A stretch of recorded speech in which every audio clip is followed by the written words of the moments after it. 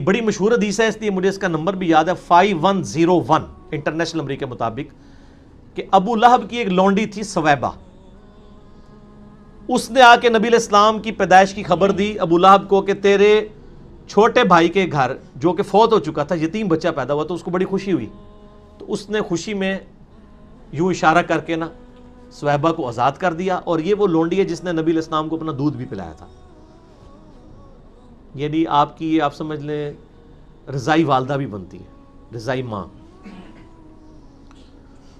تو عروہ جو ہے نا تابعی، جو سیدہ عائشہ کے بھانجے ہیں اور عبداللہ ابن زبیر صحابی کے چھوٹے بھائی ہیں، عروہ ابن زبیر، اسماء بنت ابی بکر کے بیٹے، وہ بیان کرتے ہیں کہ یعنی ابو لہب کے گھر والوں میں سے کسی نے خواب میں دیکھا، پوچھا کیا ہوا، ان کا جب سے تم سے جدا ہوا ہوں نا کوئی اچھا وقت نہیں دیکھا، البتہ جو میں نے سویبہ کو آزاد کیا تھا نبی علیہ السلام کی پیدائش کی خوشی میں، اس کی وجہ سے اللہ تعالیٰ مجھے اس انگلی سے ایک مشروب پلاتا ہے، یہ یعنی تھوڑی سی فائدہ ہوتا ہے، عذاب میں تھوڑی بہت تخفیف ہو جاتی ہے۔ اب بعض لوگ کہتے ہیں یہ روایت منقطع ہے، امام بخاری نے سند نہیں بیان کی، عروہ بیان کر رہا ہے، خواب ہے، یہ وہ، ہم ان بحثوں میں نہیں پڑھتے، ہم کہتے ہیں ٹھیک ہے، بالکل ٹھیک ہے، نبی علیہ السلام کی پیدائش کی خوشی میں اس نے نبی سمجھ کے نہیں، بھتیجا سمجھ کے کیا تھا، اور ایک ہی دفعہ کیا تھا، ہر سال وہ لونڈیاں آزاد نہیں کرتا تھا، تو اس کا نفع اس کو پہنچ گیا۔ آپ بھی نبی علیہ السلام کی پیدائش کی خوشی میں صدقہ اور خیرات کرنا چاہتے ہیں، ضرور کریں، ہمیں کوئی حرج نہیں ہے، آپ کریں اجتہاد، اگر آپ اس سے مسئلہ نکالنا چاہتے ہیں، لیکن آپ اس مسئلے سے لوگوں کو پابند نہیں کریں گے، ورنہ تو آپ کو یہ بتانا پڑے گا کہ حضرت ابو بکر، عمر، عثمان و علی بھی اپنے دور کے اندر 12 ربیع الاول کے اوپر اس طرح لونڈیاں آزاد کرتے تھے، تو یا پھر آپ کہیں گے ہم بڑے عاشق رسول ہیں ان سے، تو مسئلہ آ کے وہاں پہ پھنسے گا۔ علیکم بسنتی و سنت الخلفاء الراشدین المہدیین، ان سارے مسئلوں کو پھر اجتہادی رکھیں، کتاب و سنت دین بنا کے پیش نہ کریں، اجتہاد کو دین نہ بنائیں۔ ٹھیک، نبی علیہ السلام کا سگا چچا تھا، آپ دیکھ لیں اتنا پکا کافر ہاشمی ہونے کے باوجود یہ واحد شخص ہے جس کے نام پہ پوری سورت قرآن میں اس کو کنڈیم کرنے کے لیے نازل ہوئی ہے۔ اس سے پتہ چلا کہ نسبت آپ کو فائدہ نہیں دے گی اگر آپ کے کرتوت صحیح نہیں ہوں گے، اور اس نے نبی علیہ السلام کو بڑی تکلیفیں دی ہیں۔ مسند احمد میں آتا ہے نبی علیہ السلام، آپ کو پتہ ہے جب لوگ حج کے لیے آتے تھے، حج تو آپ کو پتہ ہے زمانے قدیم سے چل رہا تھا بگڑی ہوئی فارم میں، نبی علیہ السلام منا کے خیموں میں جا کے لوگوں کو دعوت دیا کرتے تھے۔ پہلے تو آپ کے 13 سال بڑے ٹف گزرے ہیں، تو جس خیمے میں لوگوں کی ذہن سازی کر کے باہر نکلتے تھے، پیچھے سے ان کا چچا داخل ہو جاتا تھا اور کہتا تھا کہ یہ تو جو آیا یہ تو مجنون اور پاگل ہے، میرا بھتیجا ہے، میں اسے جانتا ہوں، یہ پاگل ہے، اس کا بیچارے کا ذہنی توازن ٹھیک نہیں ہے، تم اس کی بات کو سیریس نہ لینا۔ آپ ذرا امیجن کریں کہ کتنی تکلیفیں نبی علیہ السلام نے کاٹی ہیں۔ اب ظاہر چچا سے لڑ بھی نہیں سکتے، رسپیکٹ کا رشتہ بھی ہے، بڑا بھی ہے۔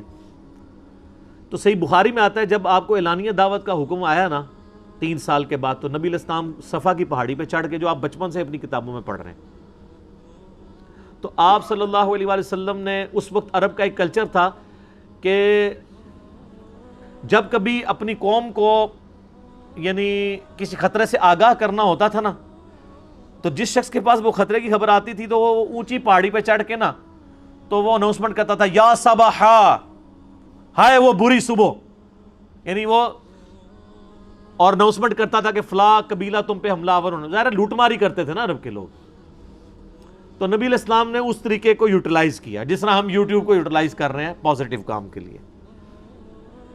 ہم بھی یہی کہہ رہے ہیں یا صباحا، مولوی نے تہاڑی صبح بھی آخرت برباد کر چڑی جائے، باچے جاؤ، ٹھیک ہے نا، چیخ کے کہہ رہے ہیں۔ نبی علیہ السلام نے بھی اس وقت یہ ٹیکنالوجی یوز کی، آپ صفحہ پہ چڑھ گئے اور آپ نے یہ آواز بلند کی، تو سارے لوگوں کو جمع کیا، اور پھر آپ علیہ السلام نے جب لوگ جمع ہو گئے باقاعدہ دعوت بھی کی، سیدنا علی کو گھر گھر بھی بھیجا، یعنی اکرام مسلم بھی کیا، جس طرح آپ کو ہم انشاءاللہ آج ختم قرآن کے اوپر بریانی کھلائیں گے انشاءاللہ۔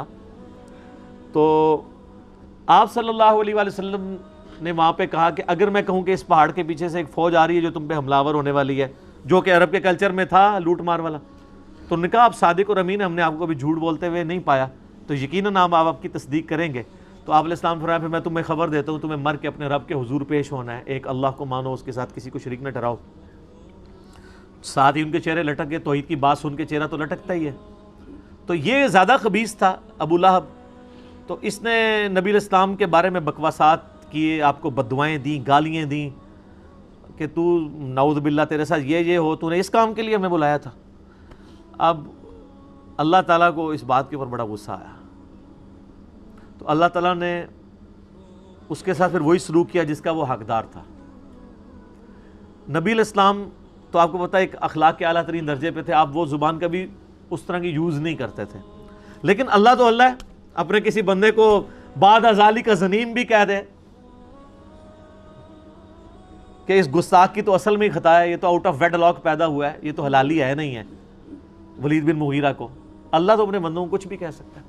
تو اللہ نے اپنے نبی کے دفاع میں جو اس نے بددعائیں دی تھیں اس کانٹیکسٹ میں، یہ بعض کافر بھی صورت کے اوپر اعتراض کرتے ہیں کہ یہ تمہارے رب کی تو لینگویج ہی بڑی عجیب ہے، وہ تو بددعائیں، وہ تو ایک بوڑھی اماں کی طرح بددعائیں دیتا ہے. تو یہ ایسا نہیں ہے، ایک پورا کانٹیکسٹ ہے اس کے اندر. تبت یدا ابی لہب وتب، ٹوٹ جائیں ابو لہب کے دونوں ہاتھ اور وہ تباہ و برباد ہو گیا. اس میں اللہ نے پیش گوئی کر دی کہ یہ اب اسلام بھی قبول نہیں کرے گا. اس صورت کے بعد 10 سال وہ زندہ رہا ہے. قرآن کو جھوٹا ثابت کر سکتا تھا اسلام قبول کر کے، کہ قرآن تو کہہ رہا ہے کہ تو دوست کی ہے، تو دیکھ میں کلمہ پڑھ لیا، لے عمر دوزے کی سوٹ کے دسو. لیکن نہیں سر، جب ختم اللہ علی قلوبہم وعلی سمعہم وعلی ابصارہم ہو جائے تو پھر سر دنیا کے سارے علماء، مشائخ، انبیاء، فرشتے مل کے بھی کسی کو کلمہ نہیں پڑھا سکتے. انک لا تہدی من احببت ولکن اللہ یہدی من یشاء. اے نبی، جس سے تم محبت کرتے ہو تم اسے ہدایت نہیں دے سکتے، بلکہ اللہ جسے چاہتا ہے ہدایت دیتا ہے. یہ بڑا کرٹیکل ایشو ہے میرے بھائیو. ما اغنی عنہ مالہ وما کسب، اسے کوئی فائدہ نہیں پہنچایا اس کے مال نے، اور جو کچھ وہ کمات کے جوڑتا رہا کوئی چیز اس کے کام نہیں آئے گی. سیصلی نارا ذات لہب، ان قریب وہ جھونک دیا جائے گا شعلوں والی آگ میں. وامرأتہ حمالۃ الحطب، اور اس کی جو بیوی ہے وہ بھی بدبخت ایندھن اٹھانے والی ہوگی. دنیا میں وہ یعنی اس کے بارے میں مشہور ہے کہ وہ لکڑیوں کے گٹھے اٹھا کے لاتی تھی، لیکن بعض مفسرین نے یہ کیا کہ قیامت والے دن وہ اپنے خاوند کے لیے ایندھن بن رہی ہوگی، اس اعتبار سے کہ یہ بھی دوزخ میں جل رہی ہوگی. اور وہ بھی اسی طریقے سے دشمن تھی، سخت دشمن تھی نبی صلی اللہ علیہ وآلہ وسلم کی. فی جیدہا حبل من مسد، اور اس کے گلے میں قیامت والے دن اس رسی کا پٹا ہوگا. یعنی جس رسی میں وہ باندھ کے لاتی ہے نا لکڑیاں، گھر کے کام کاج کرتی ہے، یہی اس کے گلے میں پٹے کے طور پہ ڈالا جائے گا. اب پتہ نہیں، یہ اگر آپ تفسیر اٹھائیں نا تو جو الفاظ انہوں نے نبی الاسلام کے لیے استعمال کیے نا، ان ساروں کا اللہ تعالیٰ نے پریسائز انداز میں اس میں جواب دیا. اور یہ دیکھیں ایسی لعنتیں اس کے اوپر پڑی ہیں کہ مسلمانوں کی جہری نمازوں میں اکثر یہ صورت پڑھی جاتی ہے، کیونکہ اس کا جوڑا بنتا ہے سورہ اخلاص کے ساتھ. تو پہلی رکعت میں تبت یدا پڑھتے ہیں، دوسری میں سورہ اخلاص. عموماً جو لوگ سورہ اخلاص پڑھنا چاہتے ہیں، کیونکہ ان بیچاروں کے دماغ میں یہ بھی ہوتا ہے نا کہ وہ جی ترتیب نہیں الٹ کر سکتے، یہ بھی غلط مسئلہ ہے میں نے بتایا. اور پھر وہ کہتے ہیں کم از کم 2 صورتوں کا وقفہ ہونا چاہیے، ورنہ تو پہلی میں آپ اذا جاء نصر اللہ والفتح اور دوسری میں پڑھ سکتے ہیں. وہ کہتے ہیں نہیں، بیچ میں ایک صورت ہے، 2 کا کم از کم وقفہ. چونکہ کہانیاں بنائی ہیں تو ایک کہانی کو بچانے کے لیے کتنی کہانیاں پھر اور چلنی پڑتی ہیں.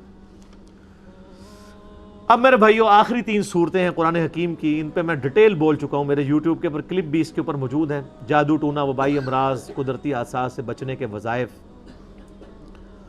ان 3 صورتوں پہ بھی پورا ایک لیکچر ہو سکتا تھا، لیکن چونکہ آلریڈی ریکارڈڈ ہے تو میں نے پھر اس کو سکپ کیا. یہ آخری 3 صورتیں ہیں المعوذات، 3 پناہ دینے والی صورتیں. کس کی پناہ؟ اللہ کی. اور ان میں سے آخری 2 صورتیں ان کو کہتے ہیں المعوذتین، 2 پناہ دینے والی صورتیں. صحیح بخاری میں تینوں کو المعوذات کہا گیا ہے. بخاری مسلم میں حدیث ہے نبی علیہ السلام رات کو سونے سے پہلے ان تینوں کو 3 دفعہ پڑھ کے اپنے ہاتھوں پہ پھونک کے جسم پہ ملتے تھے. اور اما عائشہ کہتی ہیں جب حضور بیمار ہو گئے تو میں پڑھ کے آپ کے مبارک ہاتھوں پہ پھونک کے آپ کے مبارک ہاتھوں کو آپ کے جسم پہ پھیر دیا کرتی تھی. المعوذات، سورۃ الاخلاص، سورۃ الفلق اور سورۃ الناس. اس کے فضائل میں کتنی احادیث موجود ہیں. مسئلہ 112A-B-C قرآن حکیم کی 12 صورتوں کے فضائل میں سے جو تیسرا پورشن ہے نا 112C، اس میں یہ تینوں صورتوں کے فضائل میں نے کور کیے ہیں. سورہ اخلاص کے بارے میں تو بڑی مشہور حدیث ہے صحیح بخاری میں. ایک صحابی ہر نماز میں کوئی اور سورت پڑھتے تھے تو ساتھ اس کے سورہ اخلاص بھی پڑھ دیتے تھے. تو صحابہ اکرام نے شکایت لگائی تو نبی علیہ السلام نے بلا کے پوچھا بھائی تم سورہ اخلاص کیوں پڑھتے ہو ہر جاری نماز میں؟ ان کا جی میں اس لیے کہ مجھے یہ صورت اس لیے پسند ہے کہ اس میں رحمان کی توصیف بیان ہوئی ہے، میں اس صورت سے محبت کرتا ہوں.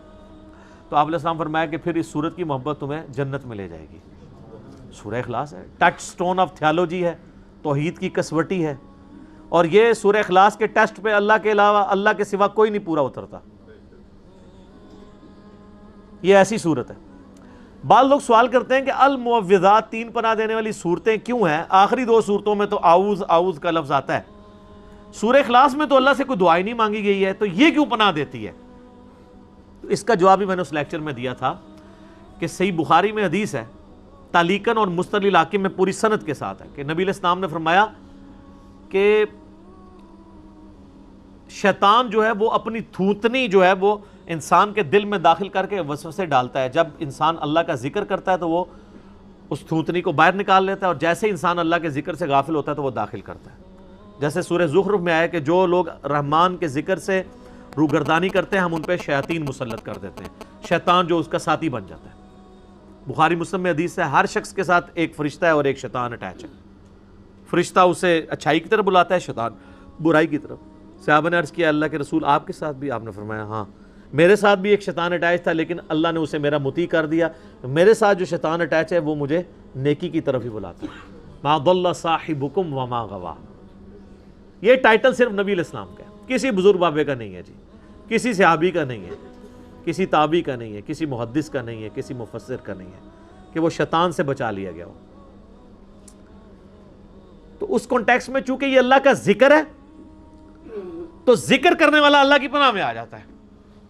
جامعہ ترمذی میں حدیث ہے کہ یحییٰ علیہ السلام کو اللہ تعالیٰ نے یہ وحی کی تھی. نبی علیہ السلام نے فرمایا کہ میرے ذکر کی مثال اس قلعے کی سی ہے کہ ایسا شخص جس کے کئی دشمن ہوں اور وہ اپنے دشمنوں سے بچنے کے لیے کسی قلعے یا حصار میں پناہ لے لے، میرا ذکر وہ قلعہ ہے کہ جس میں پناہ جو لے لے گا وہ شیاطین کے حملوں سے بچ جائے گا.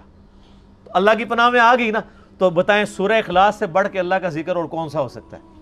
یہ اللہ کا وہ ذکر ہے جو اللہ کی پناہ میں لے جانے کے لیے، اسی لیے اسے المعوذات 3 پناہ دینے والی صورتوں میں شامل کیا گیا.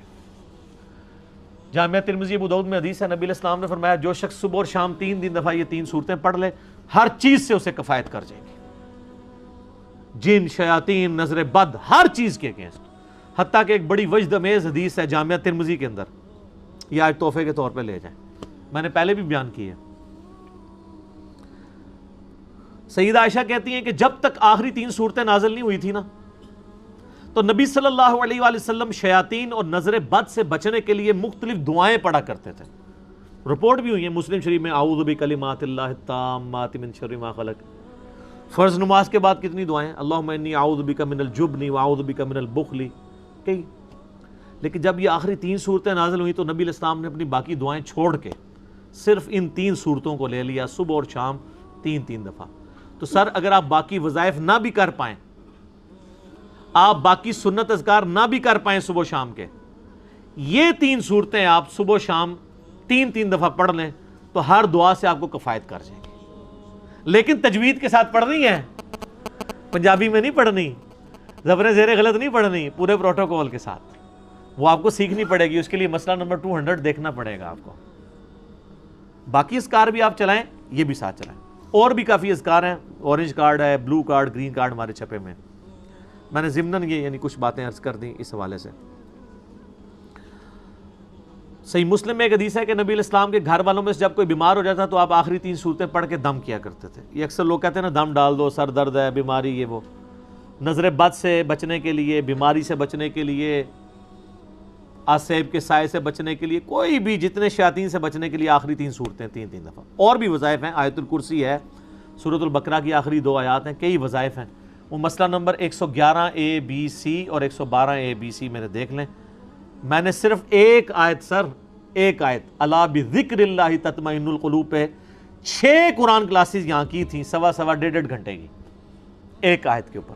لیکن اب جو ہماری نیکسٹ کلاس ہوگی اس میں تو ظاہر اتنی ڈیٹیل سے نہیں کر سکوں گا، اسی کے پھر کلپ بنے تھے تو وہ آپ دیکھ سکتے ہیں. انشاءاللہ تعالیٰ آپ کو اس حوالے سے فائدہ ہو جائے گا انشاءاللہ. باقی آخری 2 صورتوں کے حوالے سے ایک اور بھی چیز ہے کہ نبی علیہ السلام پہ جب جادو ہوا تھا، بخاری مسلم میں آتا ہے، تو وہ 11 گریں جو لگائی گئی تھیں آپ کے بال مبارک اور کنگھی کے دندانوں کو یہودی نے ایک پوٹلی میں بند کر کے، تو سیدنا علی کو نبی علیہ السلام نے بھیجا تھا، پھر وہ نکال کے تو یہ پھر 11 گریں ان 11 آیات کے ساتھ کھولی گئی تھی، 5 سورۃ الفلق کی اور 6 سورہ الناس کی. اور اس حوالے سے بعض لوگوں کا یعنی خیال ہے کہ یہ حدیثیں صحیح نہیں ہیں، تو اس کے جواب میں میرا کلپ بھی ہے، کیا نبی علیہ السلام پہ جادو ہوا تھا، تو میں نے اس کو ٹیکنیکلی یعنی ڈسکس کیا اس حوالے سے، وہ آپ دیکھ سکتے ہیں. اب آخری 3 صورتیں کور کرتے ہیں. بسم اللہ الرحمن الرحیم. قل هو اللہ احد، اے نبی فرما دیجئے کہ اللہ یکتا ہے. احد کا مطلب اکیلا نہیں، واحد نہیں، یکتا، یونیک، اس جیسا کوئی بھی نہیں ہے. اللہ الصمد، وہ بے نیاز ہے. یہ تو ہم اس کا بالمفہوم ترجمہ کرتے ہیں. اصل اس کا ترجمہ یہ کہ سب کا پشت پناہ وہ ہے، سب کے پیچھے وہ ہے، سب کا سہارا وہ ہے، اس کا سہارا کوئی نہیں ہے. سمد عربی میں اس چٹان کو کہا کرتے تھے جو جنگ میں دشمن سے بچنے کے لیے پیچھے پہاڑ لیا جاتا تھا تاکہ پیچھے سے حملہ نہ ہو، تو اس پہاڑ کے لیے بھی سمد کا لفظ استعمال ہوتا تھا. تو اللہ الصمد، اللہ بے نیاز ہے. لم یلد ولم یولد، نہ اس نے کسی کو جنا اور نہ وہ کسی سے جنا گیا، یعنی اس کا بھی کوئی باپ نہیں ہے اور نہ وہ خود کسی کا باپ ہے. اللہ تعالیٰ جو ہے وہ ہمیشہ سے ہے. اس پہ میرا یوٹیوب پہ کلپ بھی ہے، ہو کریٹڈ گاڈ، اللہ کو کس نے پیدا کیا. تو اس میں نے ٹیکنیکلی میتھمیٹیکلی اس چیز کو ڈسکس کیا ہے کہ اگر for the sake of argument یہ مان لیا جائے کہ ہر چیز کا کوئی خالق ہے، تو خدا کا بھی کوئی خالق ہوگا. حالانکہ یہ ڈیفینیشن غلط ہے.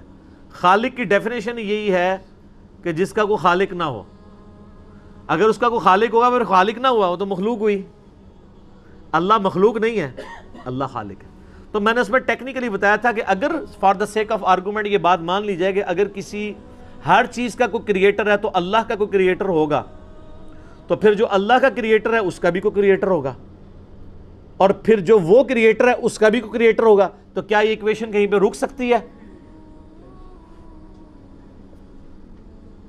تو یہ تو ساری فالس سٹیٹمنٹ ہو جائے گی. جبکہ دوسری طرف ریالٹی ہے کہ ہم موجود ہیں، مخلوق ہے. یہ ایک حقیقت ہے. اس حقیقت کو ریورس کرنے کے لیے اگر یہ مانا جائے کہ ہمارا کوئی کریٹر، اس کا بھی کوئی کریٹر، اس کا بھی کوئی کریٹر، تو دوسری طرف تو آپ حقیقت تک پہنچ ہی نہیں سکتے. انفینٹ ہے. تا وقت ہے کہ آپ کسی ایک کو ایسا نہ مان لیں کہ جس کا کوئی کریٹر نہ ہو، جہاں سے سب سٹارٹ ہوئے ہوں. تو سر وہی تو ہے لم یلد ولم یولد. میتھمیٹیکلی یہ سٹیٹمنٹ اسی وقت درست ہوگی جب کسی ایک کو ایسا ماننا پڑے کہ اس کا، ورنہ تو یہ شروع رکے گی نہیں. اسی لیے بخاری میں حدیث ہے کہ شیطان تو میں آ کے کہتا ہے کہ پہاڑوں کو کس نے پیدا کیا؟ تم کہتے ہو اللہ نے. وہ کہتا ہے درختوں کو کس نے پیدا کیا؟ تم کہتے ہو اللہ نے.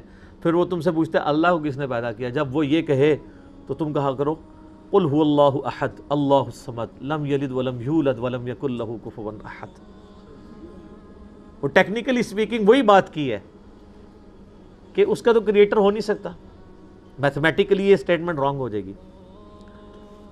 ولم یکن لہ کفوا احد، اور اللہ تعالیٰ کی ٹکر کا کوئی بھی نہیں ہے، کوئی اس کے برابری کا نہیں ہے.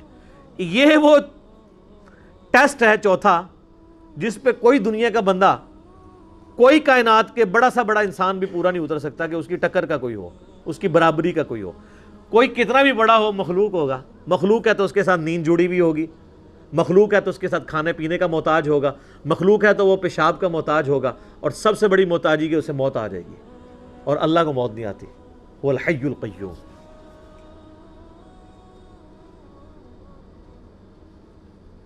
وہ خود سے زندہ ہے اور ہر چیز کو تھامنے والا ہے. تو یہ سورہ اخلاص یونیک صورت ہے اس اعتبار سے، اسی لیے اسے کہا جاتا ہے ٹچ سٹون آف تھیالوجی. توحید کی کسوٹی ہے کہ اللہ یکتا ہے، وہ بے نیاز ہے، سب اس پہ ڈیپینڈنٹ ہے، وہ کسی پہ ڈیپینڈنٹ نہیں، اور نہ وہ کسی سے جنا گیا، نہ اس نے کسی کو جنا، اور اس کے ٹکر کا، اس کی ہمسری کا کوئی نہیں ہے. اللہ اکبر. سورہ اخلاص پہ گھنٹوں بولا جا سکتا ہے، لیکن آپ وہ مسئلہ نمبر 112C دیکھ لیں. قل اعوذ برب الفلق. اے نبی عرض کیجئے اپنے رب کے حضور کہ اے اللہ میں پناہ میں آتا ہوں صبح کے پروردگار کی، جس نے صبح کو پیدا کیا رات کو پھاڑ کے۔ قرآن حکیم میں آیا نا کہ اگر قیامت تک تم پہ رات رہے تو کون ہے جو صبح لے آئے، اور قیامت تک کے لیے اگر صبح ہو تو کون ہے اگر رات لے کے آئے؟ اللہ ہی ہے۔ من شر ما خلق، ہر اس چیز کی برائی سے جو اس نے پیدا کی ہے۔ برائی بھی اللہ ہی نہیں پیدا کی ہوئی ہے آزمائش کے لیے۔ شیطان کا خالق کون ہے؟ اللہ۔ لیکن شیطان وہ خطرناک کتا ہے کہ جس کے کاٹنے سے بچنے کے لیے اس کے مالک کی پناہ لینی ہوگی۔ من شر ما خلق ومن شر غاسق اذا وقب، اور خصوصاً رات کی تاریکی کی جب وہ چھا جائے۔ اکثر برائیاں، جادو ٹونے اور آسیب یہ رات کے وقت نمودار ہوتے ہیں، اور موذی جانور بھی رات کے وقت ہی نکلتے ہیں۔ تو آخری 3 صورتیں کافی ہیں سر، اس کے علاوہ وظائف ہیں۔ وَمِن شَرِّ النَّفَّاثَاتِ فِي الْعُقَدِ، اور ان کے شر سے جو پھونکے مارتی ہیں گروں کے اوپر، یعنی عموماً فیمیلز جادوگرنیاں جادو کیا کرتی تھی، تو ان کے شر سے بھی میں اللہ کی پناہ میں آتا ہوں۔ وَمِن شَرِّ حَاسِدٍ اِذَا حَسَدَ، اور ہر حسد کرنے والے کے حسد سے بھی تیری پناہ میں آتا ہوں۔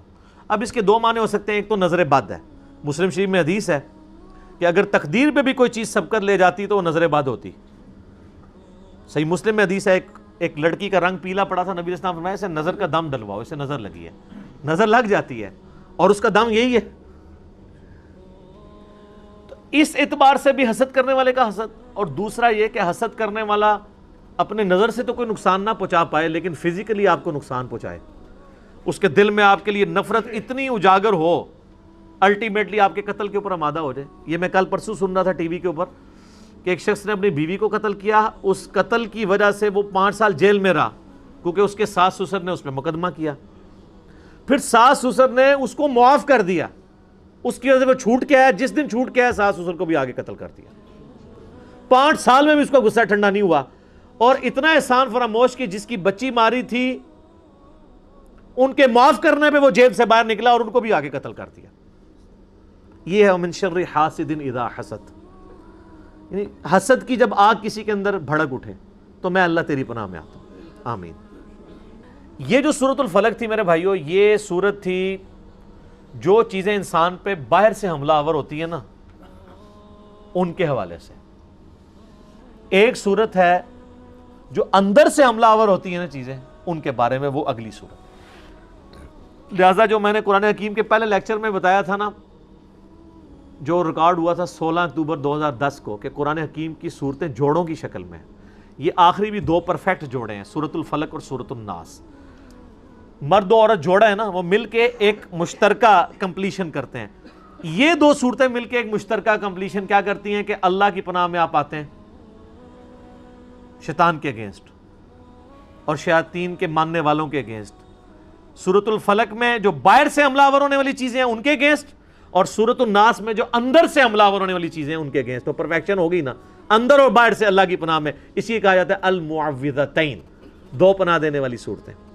قل اعوذ برب الناس، اے نبی علیہ السلام عرض کیجئے اپنے رب کے حضور کہ میں لوگوں کے پروردگار کی پناہ میں آتا ہوں، مالک الناس جو لوگوں کا بادشاہ ہے، الہ الناس لوگوں کا معبود ہے، من شر الوسواس الخناس اس بار بار وسوسہ ڈالنے والے خناس کے شر سے، شیطان کے شر سے، الذی یوسوس فی صدور الناس جو سینوں میں گھس کے وسوسے ڈالتا ہے، جو میں نے شروع میں بتایا تھوتنی اپنی داخل کرتا ہے، من الجنۃ والناس، اور شیطان جنوں میں سے بھی ہے اور انسانوں میں سے بھی، اور سب سے زیادہ خطرناک وہ ہیں جو انسانوں میں شیاطین ہیں کیونکہ ان کو پہچاننا مشکل ہو جاتا ہے۔ وہ بعض اوقات رحمت اللہ علیہ ہوتے ہیں، بعض اوقات وہ نورانی شکلوں والے ہوتے ہیں، بعض اوقات وہ اتنے بڑے ہوتے ہیں کہ آپ کو پتہ نہیں چلتا کہ یہ اتنے بڑے، وہ دوسرے والے بڑے ہیں، شکلوں سے دھوکہ کھاتے ہیں۔ اور اگر آپ کہہ رہے ہیں ایسا نہیں ہے تو میں کہوں گا اس بات پہ اجماع ہے۔ آپ بریلویوں سے دیوبندیوں کے بزرگوں کے بارے میں پوچھیں تو وہ کہیں گے یہ تو یہی ہے من الجنۃ والناس، اور دیوبندیوں سے بریلویوں کے بزرگوں کے بارے میں پوچھیں وہ اس طرح کہیں گے۔ تو پھر کنسنسس ہوا نا۔ تو ہم بھی اللہ تعالیٰ سے ان سارے شیاطین، اسی لیے آپ دیکھتے ہیں میں جب بھی کسی عالم کے بارے میں اس کی چیز کو ہائی لائٹ کرتا ہوں میں کہتا ہوں حافظہ اللہ تعالیٰ من الجنۃ والناس، اللہ اس کی حفاظت کرے جنوں سے بھی انسانوں سے بھی۔ انسان بھی تو انسان کو آمادہ کر دیتا ہے نا سرکشی کے اوپر، پھونک چڑھا دیتے ہیں فالورز. ڈاکٹر طاہر القادری صاحب بیچارے اب آ کے انہوں نے اناؤنسمنٹ کی ہے کہ میں یعنی توبہ کرتا ہوں سیاست سے. اتنے سال زندگی کے اتنے قیمتی آدمی نے ضائع کیے ہیں لوگوں کے پھونک چڑھانے کے اوپر. تو بعض اوقات فالورز بھی شیاطین ثابت ہو جاتے ہیں اپنے لیڈر کے لیے، بعض اوقات لیڈر اپنے فالورز کے لیے شیاطین ثابت ہو جاتا ہے، مس یوز ہو رہا ہوتا ہے. تو یہ الحمدللہ آج ہمارے قرآن حکیم کا جو ہے وہ درس مکمل ہوا اس حوالے سے. یہ صورتیں اللہ کا شکر ہے. سبحان اللہ والحمد للہ ولا الہ الا اللہ واللہ اکبر، اللہ اکبر کبیرا والحمد للہ کثیرا وسبحان اللہ بکرۃ واصیلا. الحمدللہ اس پہ میں نے کچھ اختتامی گفتگو کرنی ہے، وہ میں کرتا ہوں. صرف ایک چیز آپ کو یہاں بتا دوں کہ سورہ الناس جو ہے سیم لائک سورہ فاتحہ ہے. دونوں کو اگر آپ کمپیئر کریں تو ایک جیسے ہی مضمون ہے، ڈیفرنٹ انداز کے اندر. سورۃ الفاتحہ میں آپ نے اللہ تعالیٰ کی تعریف کی تھی الحمدللہ رب العالمین، یہی کی تھی نا. تو یہاں کیا ہے؟ قل اعوذ برب الناس. یہاں پہ بھی آپ، وہاں پہ رب العالمین، یہاں رب الناس. وہاں کیا تھا؟ مالک یوم الدین، یہاں کیا ہے؟ مالک الناس. وہاں کیا تھا؟ ایاک نعبد و ایاک نستعین، یہاں کیا ہے؟ الہ الناس. ہے نا کیسی ریزیمبلنس ہے؟ تیری عبادت کرتے ہیں، تجھی سے مدد چاہتے ہیں، الہ الناس، تو معبود ہے. اور اس کے بعد تھا اہدنا الصراط المستقیم صراط الذین انعمت علیہم غیر المغضوب علیہم ولا الضالین آمین. سیدھے راستے پہ چلا، ان لوگوں کا راستہ جن پہ تیرا انعام ہوا، اور جو گمراہ ہیں اور جو بھٹکے ہوئے لوگ ہیں جن پہ تیرا غضب نازل ہوا ان سے بچا. تو وہ سارے لوگ کون ہیں؟ شیاطین ہی ہے نا. من شر الوسواس الخناس الذی یوسوس فی صدور الناس من الجنۃ والناس. یہ مضمون سیم لائک ہے. تو اللہ تعالیٰ نے یعنی جہاں سے بات سٹارٹ کی تھی اسی کے اوپر سورۃ الناس کنکلوڈ ہوئی ہے، جہاں سے سورۃ الفاتحہ جو قرآن کا مقدمہ ہے اس کا آغاز ہوا تھا. اس اعتبار سے ان کے اندر ریلیشن شپ پایا جاتا ہے دونوں صورتوں کے اندر.